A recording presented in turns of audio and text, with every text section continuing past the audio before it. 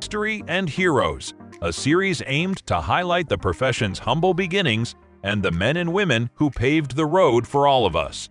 This series is brought to you by Candy Alexander and Cailin Sullivan, your co-hosts from the Cybersecurity Refined and Feral podcast. Welcome to Cybersecurity Refined and Feral. I'm Cailin, your co-host. And I'm Candy Alexander.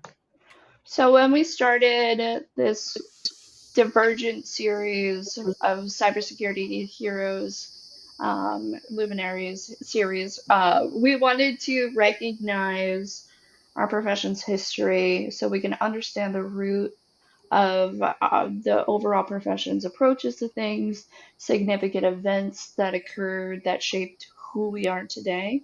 And like so much in our current society, history often gets lost, and I feel and fear that we will be doomed to repeat the same mistakes that we made in the past if we don't grow and learn from lessons in the past. Thanks, Cailin. And I am so pleased and honored to be able to introduce you folks today to Jim Reavis, who we'll be talking to, who's the co-founder and CEO of the Cloud Security Alliance.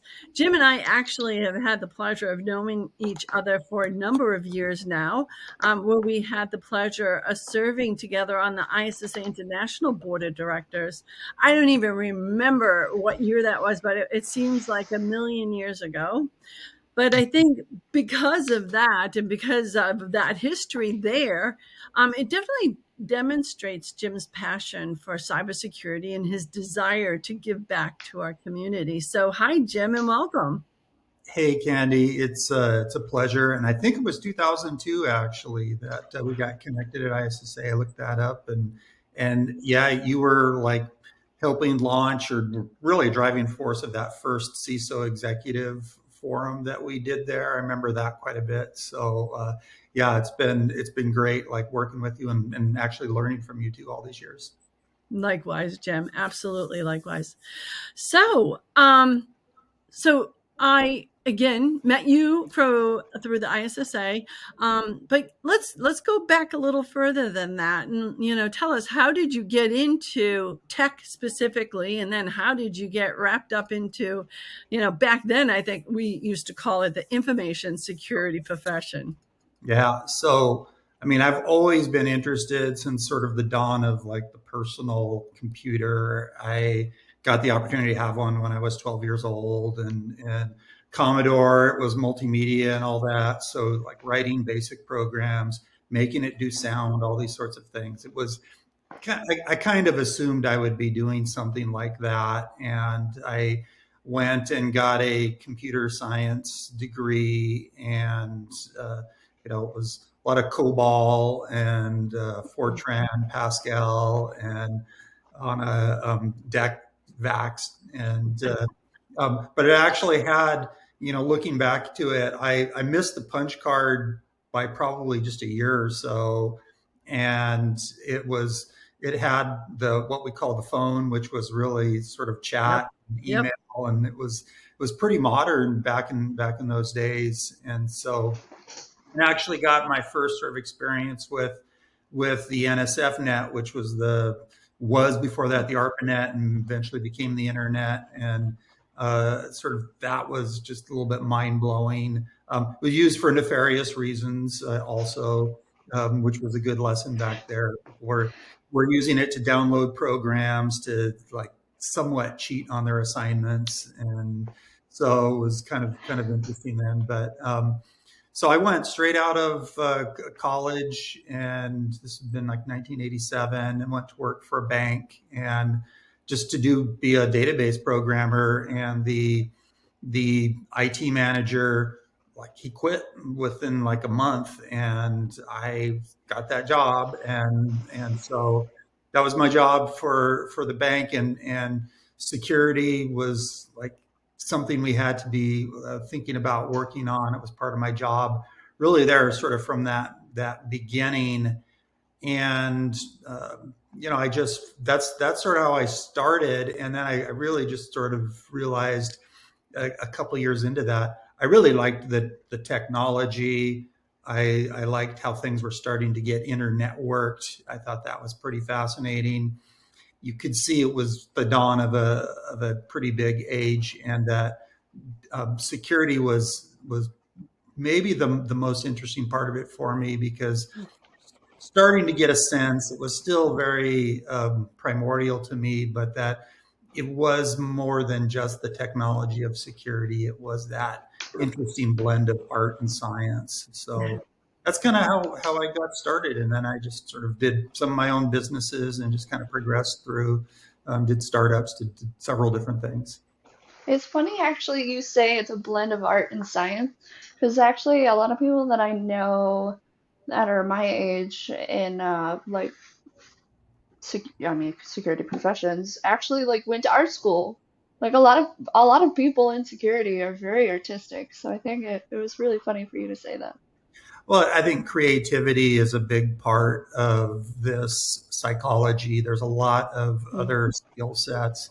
After 9/11, actually the government went to Hollywood to have meetings on, hey, we got to think creatively about what the next attacks might be and might look like. I think a lot of us, when we're thinking about the AI age and where we're going, we rewatch the old sci-fi movies in 2001, Odyssey, Wow. those sorts of things. So, there's the art of war, and Mhm. think like your adversary. There's all these sorts of things that like people just miss if they're singularly focused on the technology itself. And that's continuing to be a cycle here, where you focus on the technology. Here's what it should do, and don't focus much on, well, here's how it might not do that and might do something else, if people aren't all thinking about things with the same sort of goodwill and everything else. So that's just it takes a good collection of all sorts of skill Hmm. sets, and you do need technical grounding at some point through that. But I continue to think we're going to see, and maybe even in greater numbers, people come into the cybersecurity industry, which Kenny's right. That's pretty recent that we've termed it that. But they're going to come from a lot of different backgrounds, and that's one thing I think about a lot. Is it's great that we're starting to create cybersecurity as a discipline, and you can get a degree in it. Hmm. But because it is all encompassing, I think that's also a challenge, and we need that broad skill set. Well, it's interesting because I really never stopped to think about it quite like this before.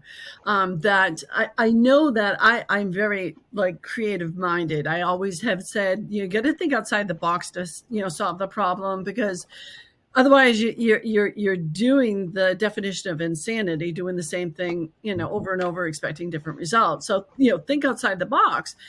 And I think that that's one of the challenges that we have as cyber folks, perhaps, rather than engineering. Engineering is very structured, very logical, very methodical. And oftentimes gotta admit, we clash with that mindset or that demographic, because they have different Mhm. skills and aptitudes. And that's why I appreciate you saying we really need to look at all of the attributes and characteristics of people coming into the profession. What you think or take on that? Yeah, we have something to learn from everyone, and I think that some of the history lessons of cybersecurity is sort of this butterfly effect, or just like an unexpected, very, very small thing that flutters its wings and causes some larger issue and cascading failures. And Mhm. I just this wasn't too terribly long ago, but maybe 5 or 6 years ago, I had a conversation with a financial services institution about talking about locking things down and using zero trust, which I'm a big advocate of. Mhm. And they were talking about how like this very important, I think it was dealing with like um, uh, um, introducing some new service that had to be very carefully controlled, and they had it even in a sanitized clean room, and you it was air gapped and everything else. But then I asked, like, could someone take their phone and take a picture of the screen with this very information? And it just like it's like that just messed up their day, their week, or whatever. And you just don't even think of everything if you don't have a mindset that allows you to sort of step back from like this very like focused scope of a problem, because it's usually we find that we're not thinking in the right dimensions, the right scopes of things. And so it's great to get that mixture of people who are going to look at a problem or a product from so many different viewpoints: the customer, the hacker, and everyone else. Absolutely. It's really quite interesting, and I don't think we've hit enough on that. I know through a lot of the diversity inequality type programs out there, we've touched on it a little bit, but it's funny because I had been asked to speak at a women's cybersecurity session, and it was about differences in diversity. And my definition of diversity goes back to, speaking of digital equipment, it goes back to their definition of diversity was personality types and characteristics, as opposed to, nationality, gender, and identification, self-identification of such. And to me, that's what makes a team, is really bringing together all of those perspectives that you just touched on. So I think as broad as you can have a different viewpoints and perspectives, just a broad sort of population. Every like major software release that like a Microsoft did, and they had a very extensive beta testing, bug fixing. The number of issues and bugs that were found post release were always dwarfed what they were able to find beforehand, because it's just a much broader community. So we always got to be that way, and be humbled that like diversity, really every single person in the world is diverse from another person. And so as broad as we can on all those different perspectives is critical. But we do need to, I do feel like you sometimes need to like create specific metrics, whether it's gender or other things, to say that's showing that we're at least doing some of the diversity. But I would agree with you. Like your view of it is like the same as I've always thought about it. So another thing that just came to mind, I really never thought about. You inspire all of these great ideas, John. So I was thinking back to history, right? Like, remember back in the day when everybody would bash Microsoft or pick your favorite application, and how they never really, identified, any vulnerabilities or, bugs and so on and so forth. Do you think it was because their engineering and product lines, had their test scripts, set on this model? And then when it was released to the world, of course, everybody who has different perspectives and approaches, that's when they discovered all these other bugs and everything else. And that helped expand some of the QA processes to understand the exploits.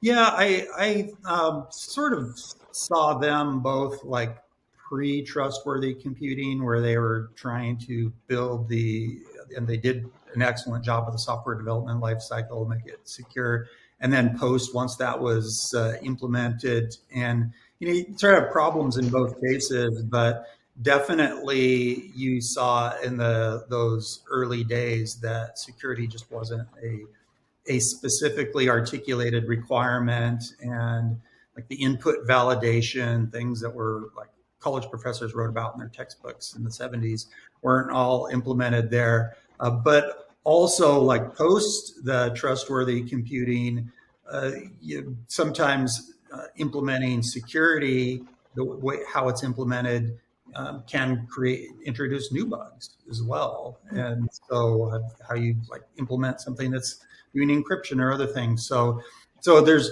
a quality aspect for everything that kind of overlays, and it's separate, but really is also sort of intersecting. That's really important when you're building security. But a big part of it was like Microsoft just being so dominant at that point in time too, that they were just going to it was inevitable they were going to get a lot more flack because everything was Microsoft at that point in time. We still got a lot to do, and fortunately we're seeing some history repeating itself as we look at creating agentic AI, and this model context protocol has no security in it. Oh, well, we're moving fast. We're moving really fast. So that's still, I think, a phenomena that we'll be continuing to deal with. Unfortunately, for sure. So let's go to the Cloud Security Alliance. Were there any specific projects or moments? What made you think of like the future need for the development of the Cybersecurity Alliance? Yeah. So what I had a couple of sort of, I think, precursor moments that like kind of stand out to me. And one was this person who is sort of a futurist that I met and talked to about like sort of anticipating what's next and building the right companies, the right solutions. And a simple way of putting it was like solving tomorrow's problems today. And a lot of people focus on, well, here's a problem we're having right now. And then everybody's got their focus on that. So you're probably not going to be able to differentiate yourself there. And also you need to analyze and understand, am I talking about a transient problem that is it's here right now, but it's going to go away? And so from what this person I learned is like, think about how different sort of trends will intersect and what future problem will that cause. And then if you start now, like focusing on building the solutions for that, then that's going to be really important. So the other sort of unrelated moment, I would say it's like really early 2000s. And I go to every security conference, and at like every booth, the giveaway instead of a t-shirt were these Wi-Fi detectors, because Wi-Fi was considered to be, today it's just so pervasive, it was considered to be bad. It was considered to be evil by security people, not by the rest of like the company, because it was sort of a rogue way of extending IT to make things convenient for people and move away from their desk and set up in the conference room and other things. And these Wi-Fi detectors were given for free to the information security professionals. Take it back to their office, go hunt around for them, find those Wi-Fi access points, unplug them, berate the people who installed them because they were against policy, salt the earth where they were so they could never come back. And so it kind of gave me this just sort of, this is really a dead end approach. But there's a lot of other examples, but that was really sort of the mentality of security back then, is let's prevent the business from doing what they need to do. So I had those sorts of, I guess, like default settings for me is let's solve tomorrow's problems. Let's be friendly to business. And then in just a few years after that, just get this inkling of like what cloud, let's do compute as a utility. It's a different paradigm versus having your own computer, sort of time sharing, new business model. And so what are the future problems going to be? Well, like risk management and being able to explain how this is secure, making it secure, and really focusing on like how can a business, as soon as they start seeing cloud and they see the business opportunity, how could it be that they would already have like a defensible set of best practices so they could say, oh, this is new technology and there's a roadmap on how to make it secure. So those ideas sort of said, okay, now's the right time. Let's go do that. And so it's just there was just some luck too, some bad luck for the world in that there was the global financial meltdown in 2008. So there were some unemployed cybersecurity people, and I said, "Hey, while you've got a little bit of time here, let's get together. Let's go create the first white paper. Let's go present this, and we can probably make it go viral." And it did. And so that was kind of the thinking behind it. And I still try to use that sort of default setting about things as new things come up, because we're going to continue to have new things that are going to have to work out. But cloud certainly in some cases it hasn't moved as fast as I've thought, but it's certainly, looking back, it's just so dominant now. And like I'm glad we started it when we did. Did you have any idea? Because I can tell you, I really didn't think it would be such a huge vector within our profession. It is like beyond anything I would have guessed at. I mean, did you have any idea, Jim?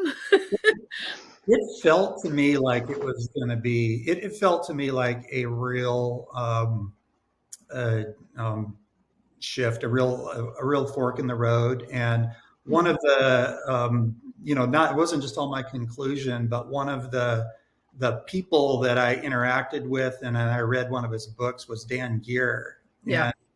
And Dan was talking about, he wasn't using the term cloud, but he was talking about evolutionary theory. And there was a Harvard biologist who had this theory of evolution not being sort of this slow process, but this very steady state where things don't change. And then a bunch of things come together, and then it's like a hairpin turn. Yes. And it was called, I think, punctuated equilibria or something like that. And so Dan kind of took that into some talks he was doing and books he had a book he'd written about data and service oriented architecture, and how like we're sort of decoupling like this all being a computer with all the data and all here, and it was just going to cause this explosion of species like evolution. And so it's going like, he can't be wrong, he's just too smart.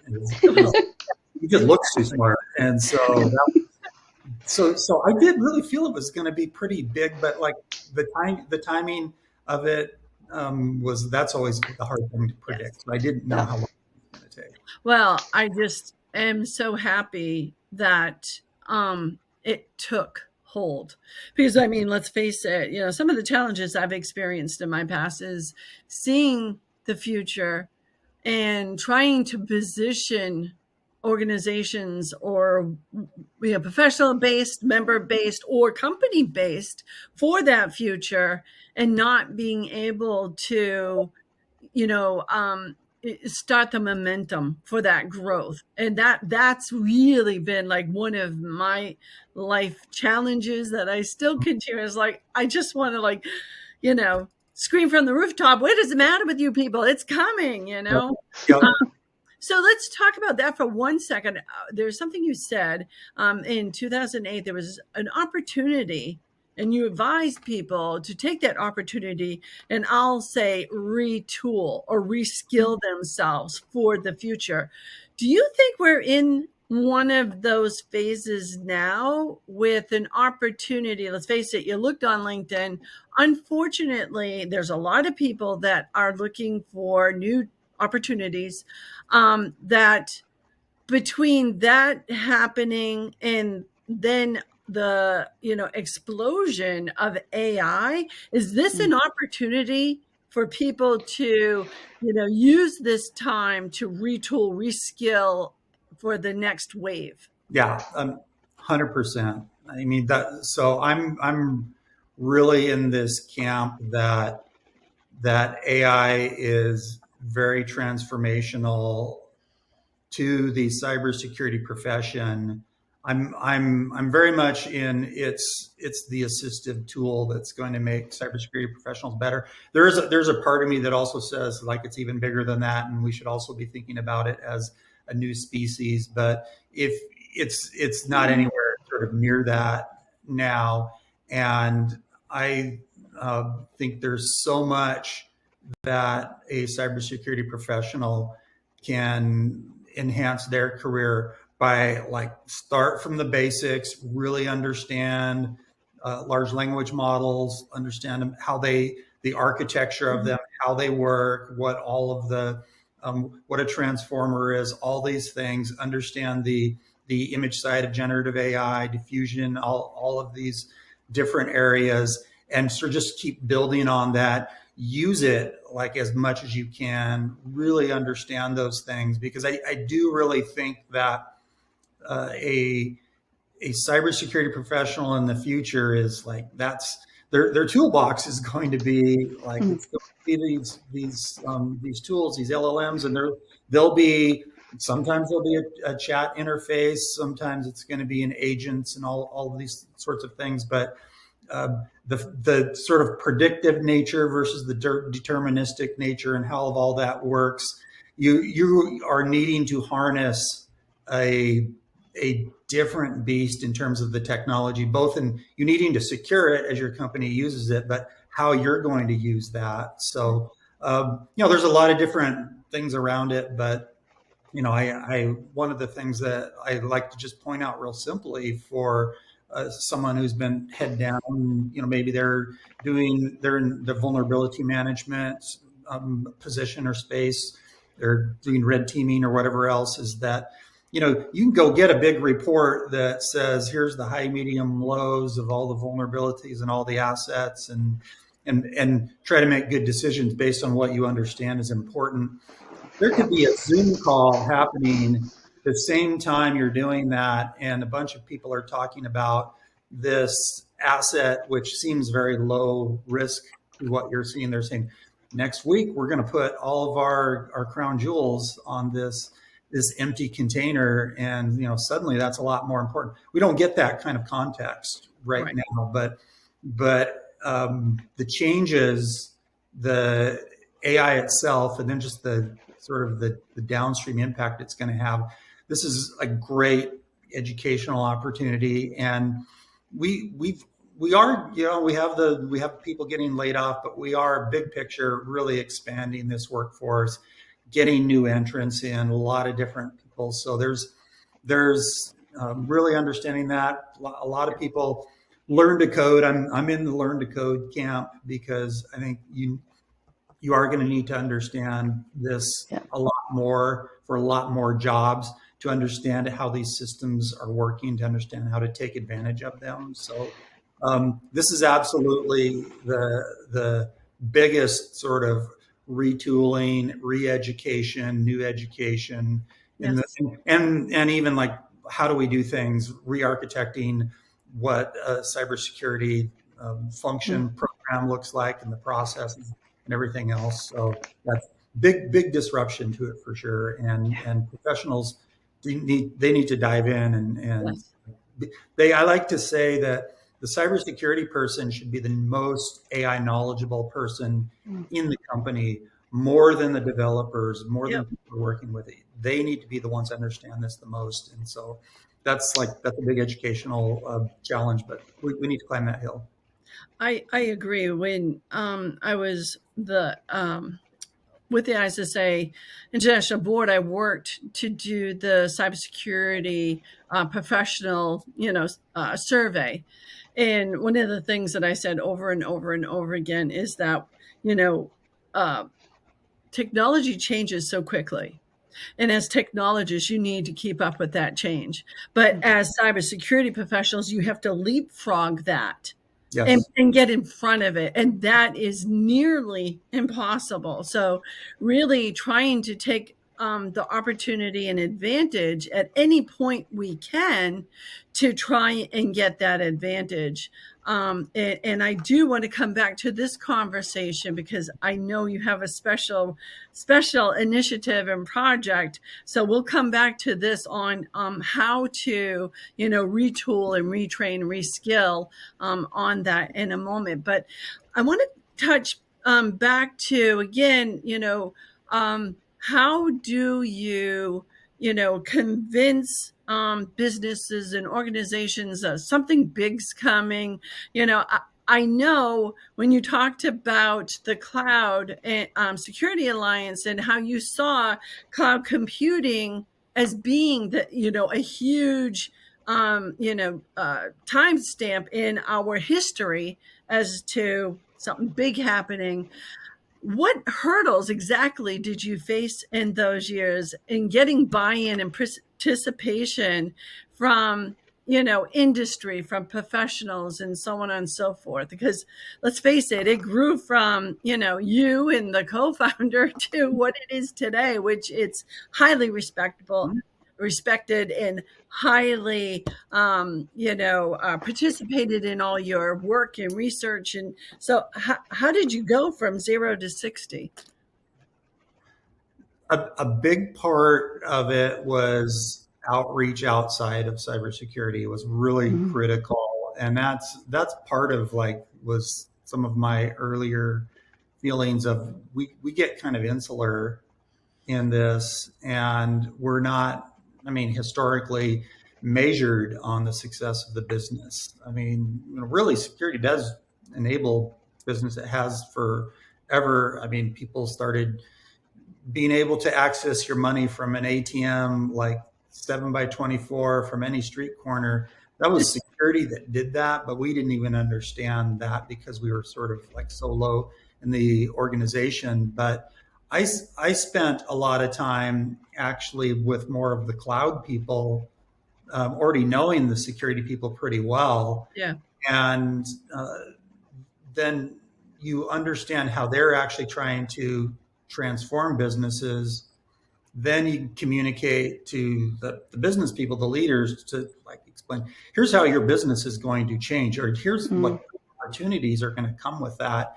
And so it's really sort of then you're able to pull the cybersecurity group, which a lot of them were still sort of saying, "Oh, cloud's too risky. Don't use it." And a lot of people were telling me it wasn't going to be used. I actually, before I started like this as my own organization, I shopped the idea of this inside of other associations. I don't want to embarrass them, but associations that and like no one's going to use it to that degree. That's just too risky. So it was really getting outside of cybersecurity and really getting that different perspective that, yeah, there's industrial revolution and, there was all the computer chips and Moore's law and all these things. So outside of it, it was a lot easier for people to say, yeah, the world's going to move in this direction. Compute as a utility, there was like business. It was like the Harvard Business Journal or something that was talking about, hey, like compute as a utility, like electricity. Think of how that changed things. Think of how you could put your business anywhere if you didn't need to generate your own electricity and you could plug into a grid. And so, it was really getting outside, using cybersecurity. Like, here's how we're going to securely enable this, so you can do this like correctly, and then you can really take all the advantages of it. But you kind of had to start with, here's all the advantages, here's all the changes. And I feel like that was like, I feel like we would have been ignored if it had just been a bunch of security people. But even if you look at the original authors of the original white paper, I wouldn't say it was 50%, but there's probably a good 30% that were not security people, but they were like really more cloud first people. I think Interesting. That point actually points to, sorry, Candy, Mom. It kind of points to translating from technologists into business terms and how, because back in those days, they didn't really necessarily have the skills to talk to the business like people are more aware now. So that's super interesting. Is that what you were going to say, Candy? Well, what I'm going to say is that's probably the most profound tip that I've heard is that you actually went, you already knew the cyber folks, and we're naysayers. So don't let that happen. You're going to be running with scissors and you're going to hurt yourself, or Yep. you're going to lose an eye or whatever. And then you knew, had the foresight to talk to those that were creating the technology. How are you going to create this? How do you foresee businesses using this? And what's the use case? And then going and talking to the business to help, move that movement towards adoption and then having security. That's really one of the biggest challenges I think that a lot of cybersecurity professionals have within their organizations is that they're often button heads with technologists and development and engineering, as opposed to go find out, go sit and say to them, what's the use case? Like, just the past few years, have I been involved with meetings as the CISO, talking to the CTO, and then the product manager, and understanding what's the use case, and then having those discussions to see where the prioritization is for security over feature and function. Yep. So that really is quite profound, actually, Jim. I think that that problem and why there's butting of heads is that, and I've got a lot of examples I've seen, and it's why I say that, for example, cybersecurity professionals need to be the smartest AI experts in their company. Yes. Is we are by nature more conservative, and like this control set, this way of configuration works, it prevents these risks, but we end up getting to a point often where we are not proposing the most modern types of solutions, and we're not very modernized. We're just not keeping up in our thinking. And I've got just like a real current example, large organization, and they asked like, have a CSA presentation, because we are having conflicts between like our cloud team and our cybersecurity team. And the cybersecurity team was like, they were bringing some best practices sort of checklist that was really talking about like physical network sorts of controls when everything had been virtualized. And it's like, we don't have like a RJ45 plugin here that we have under our purview. This is all like terraforming and all of that stuff, software. And so it was like, oh yeah, this is why you guys are talking about the same thing, but a 10-year-old sort of physical implementation of that control. And so yeah, that's if we are really understanding, if we're really like current in the technology, really thinking about things, then we're a lot better at sort of adapting our principles, haven't changed, to a way that we can really talk to the tech, the IT people who like they're building what the CEO wants. They're like CEOs. This is the product I want. Go build it. So it's still a journey, because like we got to know we really have arrived, and people understand cybersecurity is like, it's like national security. It's maybe the biggest national security issue.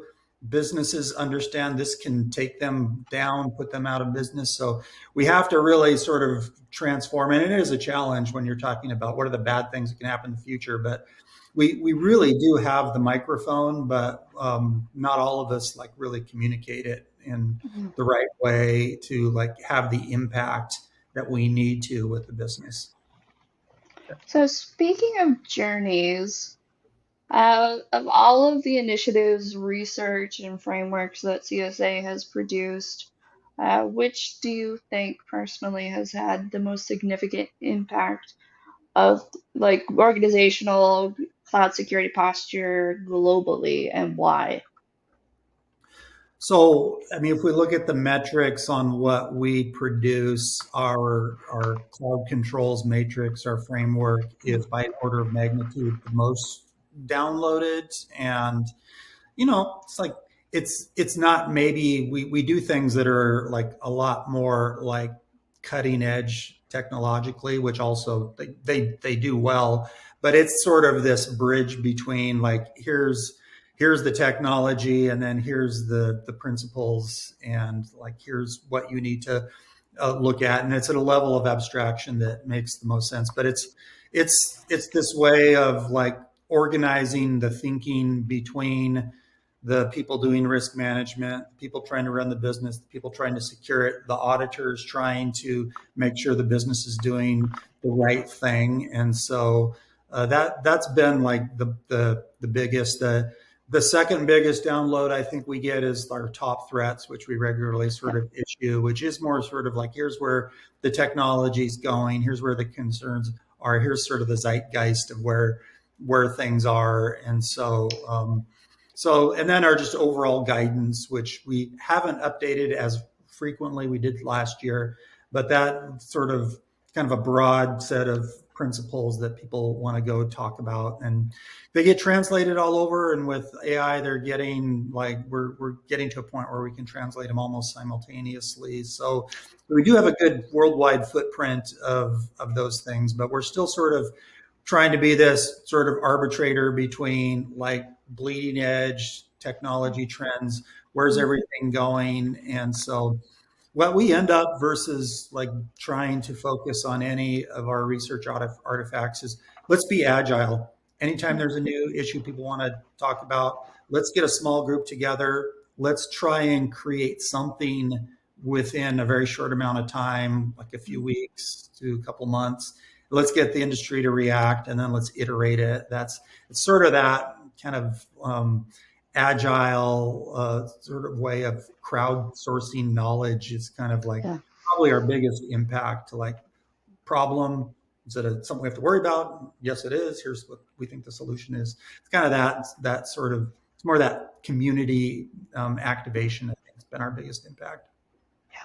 I agree. So to that point, I had mentioned to you that I've been participating in the AI research working groups that you have, and kind of didn't reach out to you, or I just went and did it because I wanted to do it as a grassroots professional, right?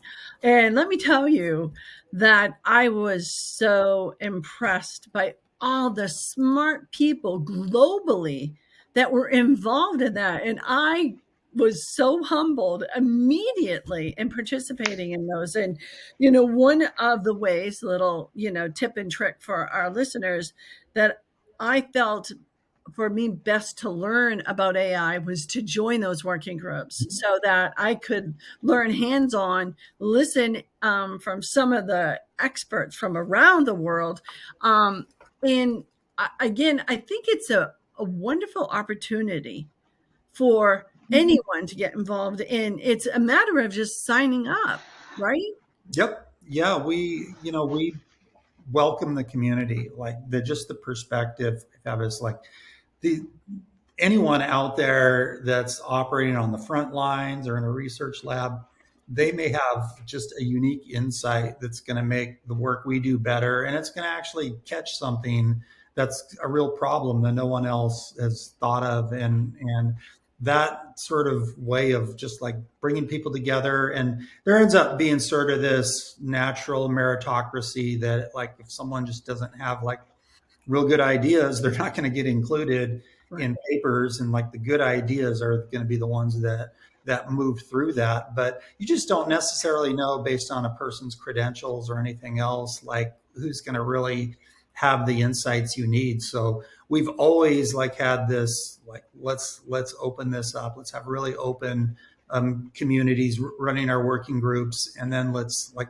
work together in a crowdsourced way to find the right solution. So I'm very glad that you contributed. I know you made great contributions, and it's been moving pretty quickly, and we've got a lot of good sort of insights, and it's almost like we gotta market that more, because I still hear people saying, well, I don't know how to do this, and so we produce some papers on that. So that's on us to like do that better. Yes, absolutely. It's quite profound. It's very open. It's very welcoming to everyone, and that's what excites me. There's no typical problems that you have in working with, especially an international group. Your staff are phenomenal. So again, kudos. Appreciate it. Um, but let's switch gears, because now we're talking about learning through experience and sharing and all of that. And we did talk, and I promised we'd come back to this about the AI and the need, because I am with you. I feel we are on the cusp of an explosion of a change of our technological world, whatever that is. I don't think it's going to be to the extreme to take over our world. However, I think that there's a lot of cautionary things we need to consider, and that's going to happen through learning and knowing, just as your story was to go talk to those, cloud technology companies. We need to, as professionals, learn about AI and the diverse perspectives. And to that point, you have a really exciting announcement that you made, I saw on LinkedIn, about those learning opportunities and your foundation. Yeah, yeah. So we felt like creating a foundation was like a good sort of extension to what Cloud Security Alliance has always done, because we are trying to think about the greater good in a more profound way, in a more long term way, as we are moving into this AI age. And so we are wanting to be able to sort of invest on in not just like, here's what maybe some sponsors who are great, which we love and our members would like to have us do in a relatively short term, but how can we complement that with making investments to are going to really grow the ecosystem more. And so what we are activating is the ability to take in more donations and then turn that around into providing education to like the anywhere in the community, but certainly we want to look at some underserved areas as well, and make sure they're able to get access to the latest education. So we're partnering with Northeastern University to create our first like broad-based curriculum, which we're calling Trusted AI Safety Expert. And we're through donations, we're going to like build all that, and then we're gonna give away a substantial amount of that education. We're going to encourage, like, if you're a person that's got the means, buy it, and maybe you buy a class for yourself, and then we donate a class on your behalf to someone else. And so we want to create that sort of a force multiplier out there, because the future of AI, people talk about a lot. It's this alignment. How do we align how it operates with ethical behavior, safe behavior, with humanity and where it is? And this is really the key, is that we have that education, and it can't be just the haves and the have-nots there. We got to figure out how to raise that whole sort of baseline. So we got to invest to create the really good education, to get the experts to go do this, but we've really got to make it available. And so I think a foundation's a really good model to do that. So that's where we're going to be like doing a lot in terms of creating and then finding creative ways to distribute education using some sort of new models. Absolutely. Yeah, 100% makes sense. So speaking of future, what kind of trends besides AI, unless it actually truly is just AI, do you think are going to shape the cloud security within the next 3 to 5 years? So the thing that I'm like thinking about that we haven't really done anything yet is it extends from AI, but years ago we did like IoT, Internet of Things research. Mhm. We have some really good research. Well, not really a lot happened with it, but it made sense because cloud was like sort of controlling those devices. So when you think about AI and you think about like catastrophic risks and all these sorts of things and where it can go wrong, is when it gets into, well, when it gets smarter, but when it gets into more kinetic sorts of activities. And so the big thing that's coming is robotics. And a self-driving car is a robot, essentially, and we're humanoid ones as well as ones that are purpose built for manufacturing, all these sorts of things. That's a big 3 to 5 year thing that like we need to start thinking about in the same way we were thinking about the cloud and just AI in general, is how we're going to like manage, secure, control those sorts of things. I'm pretty convinced that's the really next big one. We're definitely interested looking at quantum computing and making sure organizations are quantum safe. And I just think it's a longer tail sort of there where we see quantum and AI and other things come together and what that's going to cause. So I don't have like really good visibility, but you can see pretty clearly that it's a big sort of next step expansion of AI and large language models is to turn that into the physical world. And so I think robotics is like a big thing our industry really needs to be focused on. Yeah, my mind immediately went to like those surgical robots used in surgeries. Like, Yeah. we're talking life and death here now. Yeah, I would definitely, if I was going under some surgery, I'd say this is Hmm. not Windows 95 robot.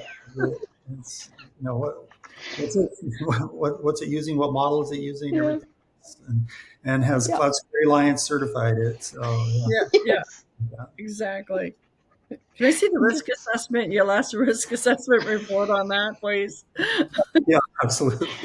So yeah, Oh, it's exciting. I do think there's just going to be so much good that comes out of these technological advancements.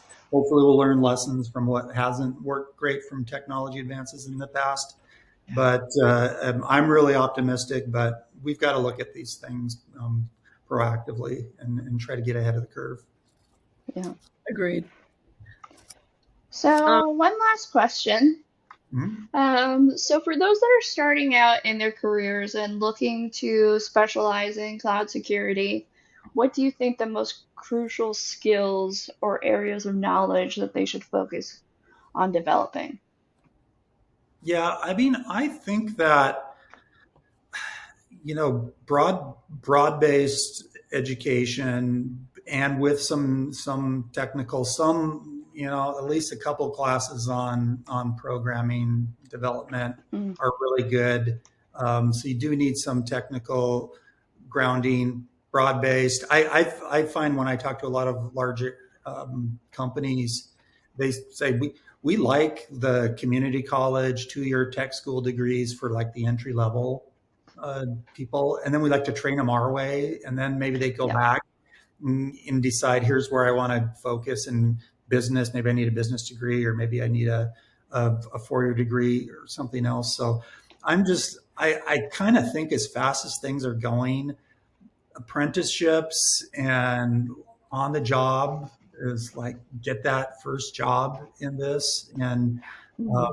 so I think you can do a lot of that. So doing the Udemy and LinkedIn Learning and doing a lot of YouTube stuff to like just really be curious and explore. I my 13-year-old granddaughters, like they're really into using AI, and there's this thing about don't cheat with it and all that, but Mm, just being really creative with it is like it's a great way to learn about it. But that'd be like I think my general thoughts on, because there's no single one path, but I think that learning through the life learning is like a key thing for young people now. And so like go out there and get a job and go add value and learn from that.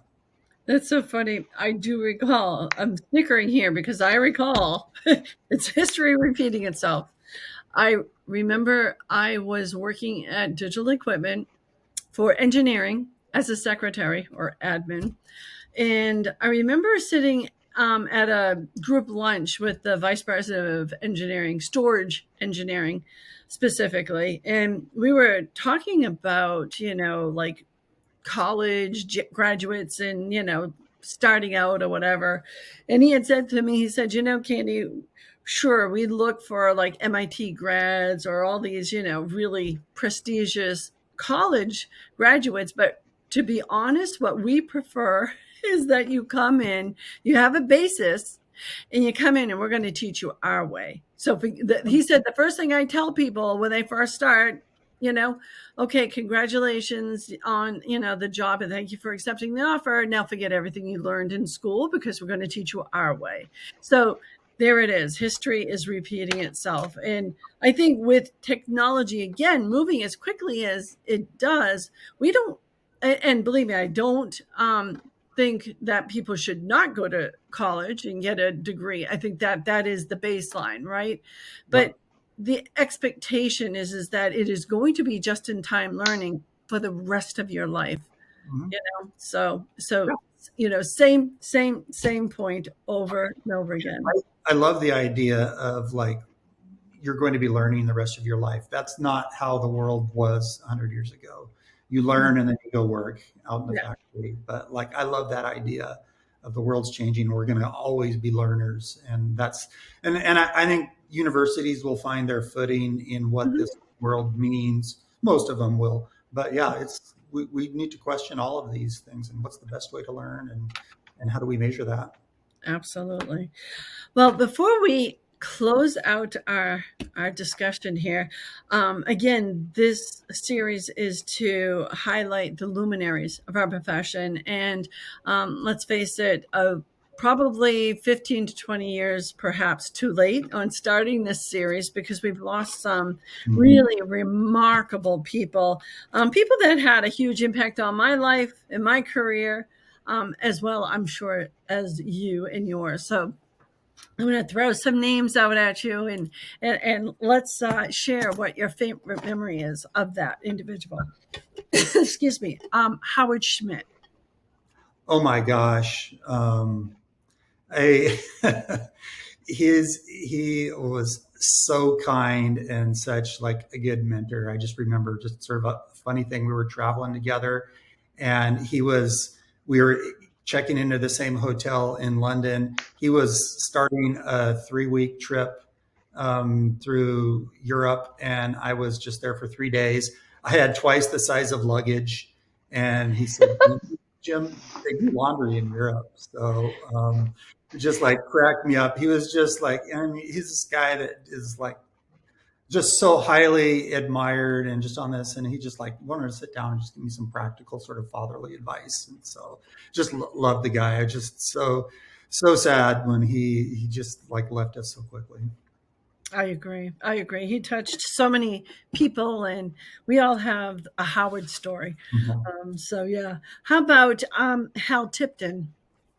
Oh, Hal is a guy that like I wasn't even sure he was human. I just saw him as like this is a guy who's felt like he created a lot of sort of this formalized like standards learning in the industry. And so you know, I just remember asking him a question and I forget which topic, but it was like 20 minutes explaining the history of why we do a certain thing the way we do it. And I just like, man, it's like, how can I kidnap you for like 2 weeks? That would have been great.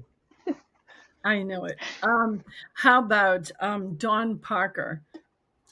Don, I met like before I was involved in the associations through kind of the startup stuff I was doing in the 90s and like just the ideas that he had about measuring cybersecurity Mhm. and like benchmarking things and baselining things was like actually pretty influential in the startup I did. It was called Security Portal and how you could try and pull data and like actually have a data driven way to look at these things. But again, just like all these people fit into that sort of first responder community mentality that they were take the time to explain what they were doing and just had great insights. Absolutely. I miss them all dearly, and I really feel fortunate to have an opportunity to not just meet them, but to get to know them as individuals. And so, again, special, place in my heart and memory of all of them.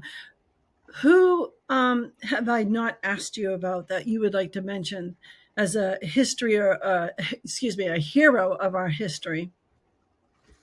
Wow. So I mentioned Dan Gear, probably like the biggest sort of like influence for me, and kind of like the philosopher technologist combination that's like sort of driven me in those directions. Um, it's been more recent that I've got to know him, but um, like when Phil Venables talks, it's like, my gosh, it's like that was an amazing way of framing something that I've like spent like a day trying to explain a certain topic. And more of a personal one, like my father, who World War II veteran, just a humble guy, and like just taught me, like, don't give up, work hard, contribute, be a contributor to society. Third grade education, and just to like take advantage of all the opportunities, understand where we've come from, as in civilization and in humanity, and in our country, which we're just very privileged to be a part of, and go make things better. And so like I think about like the lessons he had all the time. I think that is the perfect way to end our episode. That, don't forget where you came from and work as hard as you can with your community to make it a better place than what you came into. I mean, no better words. So, That. thank you very much, Jim. This it was an absolute pleasure. Sure. I appreciate you digging up this artifact, and like I hope there was a couple of nuggets in there. And yeah, this is a great thing you're doing, and just continue on with it. And definitely would love to amplify what you're doing. Well, thanks, Jim.